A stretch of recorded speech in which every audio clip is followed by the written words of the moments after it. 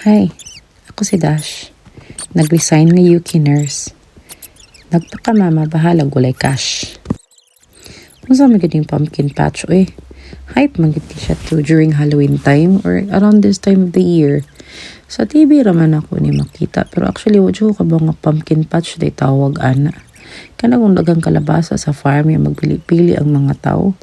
So, to na may opportunity nga pwede na mo atuan. So, atuan be. 6 a.m. pa lang nagmata na ta kay naapatay ilisan by 7 a.m. nga kalabasa.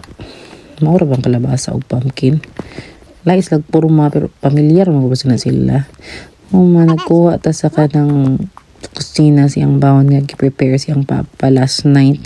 Shout out sa mong papa for preparing everything we need karon. Then ready na mi. Hopefully it will be a bright and good day. Ulan-ulan ba ya diri no nya tugnaw kay sanan 6 degrees mas siguro paglakaw na mo. Ako pang gi-pick up sinang nang og here we go nanami sa bus. Katugo na amo ang highlight ng panauhin.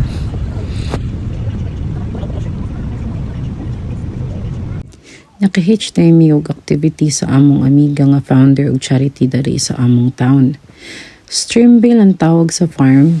Famous di kayo ni sa ilang summer, Halloween o Christmas activities.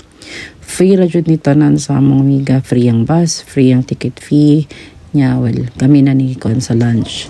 At salamat kay God no sa mga tao nga ning ani sa among kinabuhi. Plus sinang nang nga fully support kayo sa amuang laag. So, nag-exchange yun na siya schedule kay magkuyo-kuyo ko. Lagi ko otro po. Lagi ming na-ignorante sa mga unsaning pumpkin patch. Town. Kay curious man yung kita na unsaning pumpkin patch. No? So, nangutana, kita kung saan na.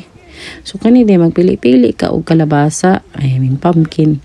Tira nga iliniya na nila dira ron sa farm. Gikan na silang farm, guro. Iliniya na nila. Tapos mo pili ka para himuon mong jack-o'-lantern. Ambot sakto ba ko? Uy ka na kung gi-carve nga kalabasa.